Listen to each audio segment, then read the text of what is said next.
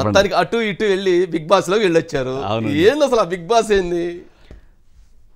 Big boss మీద చాలా మందికి భిన్నమైన అభిప్రాయాలు ఉన్నాయండి. అవును, కానీ అది ఒక గొప్ప షో అండి. అది అవునా?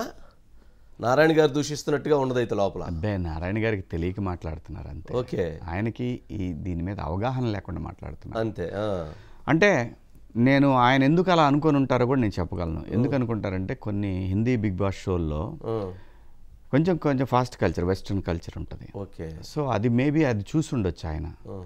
ఇక్కడ అంత వల్గారిటీ అనేది అసలు మనోళ్ళు యాక్సెప్ట్ చేయరు. ముందు షో నిర్వాహకులే యాక్సెప్ట్ చేయరు, మా టీవీ అసలు యాక్సెప్ట్ చేయదు. ఓకే, ఆ పరిస్థితుల్లో ఆయనకి ఏంటంటే ఆ ఉన్న అభిప్రాయాన్ని నిజమేనేమో.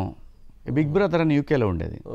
సో అక్కడ కొంచెం రొమాన్స్ ఇవన్నీ న్యాచురల్గానే, అది కూడా స్క్రిప్టెడ్ కాదండి. అక్కడ కూడా ఒక 20 మందిని అలా తోలితే, లోపలికి తోలితే ఎలా ఉంటారు అసలు వీళ్ళంతా. అవును, నేనైతే దానికి నేను పెట్టిన పేరు ఏంటంటే అది ఒక జీవిత పాఠశాల. అదొక పాఠశాల, జీవిత పాఠశాల, 100 రోజుల పాఠశాల. 105 రోజుల పాటు ఒక మనకి సంబంధం లేని వ్యక్తులు, వంశీ గారు ఎవరో నాకు తెలియదు, నేను ఎవరో వంశీ గారికి తెలియదు, ఒక 20 మంది ఒక చోటు ఉంటే అసలు వీళ్ళు ఎలా ఉంటారు నిజంగానే. ఎట్లంటే వంశీ గారు మరుక్షణం ఇప్పుడు దాకా మన ఇద్దరం ఒక అరగంట మాట్లాడుకున్న తర్వాత మన ఇద్దరికి ఏదో అభిప్రాయ భేదాలు వస్తాయి అక్కడ అప్పటికప్పుడే. లైఫ్ అండి, అంతే. లైఫ్లో మనం బయట నిజ జీవితంలో ఒక కుటుంబంలో ఎలాగైతే ఉంటుందో అలాంటి ఒక గొప్ప వాతావరణం అండి.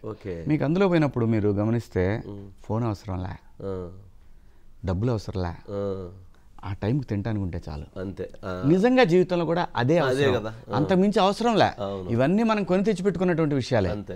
అక్కడికి పోతే సాటి మనిషితో ఎలా ఉండొచ్చు, ఎలా ఉండాలి, ఒకవేళ ప్రెషర్స్ వచ్చినప్పుడు నువ్వు ఎలా బిహేవ్ చేయాలి, అసలు నువ్వు మంచోడువా కాదా, నీ మెంటాలిటీ, నీ కలర్స్ ఏంటి వస్తాయి, మొత్తం బయటకు వస్తాయి.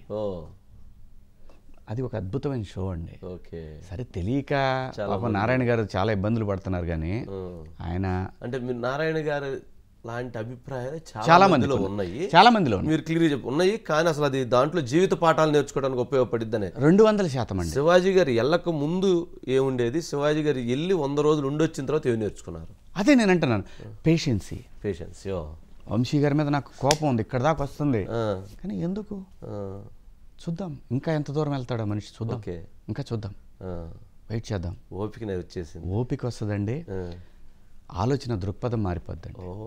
ఒకవేళ నువ్వు అక్కడ మారకపోయినా నిన్ను చూసి బయట జనం ఏమనుకుంటున్నారు, ఇదంతా నువ్వు బయట చూసిన తర్వాత అమ్మ నేను తప్పు చేశాను, ఖచ్చితంగా ఈ విషయాల్లో పోను నీ లైఫ్లో నీకు మార్పులు వస్తాయి. ఒక గొప్ప పాఠశాల సార్ నేను చెప్తున్నాను. కానీ శివాజీ గారు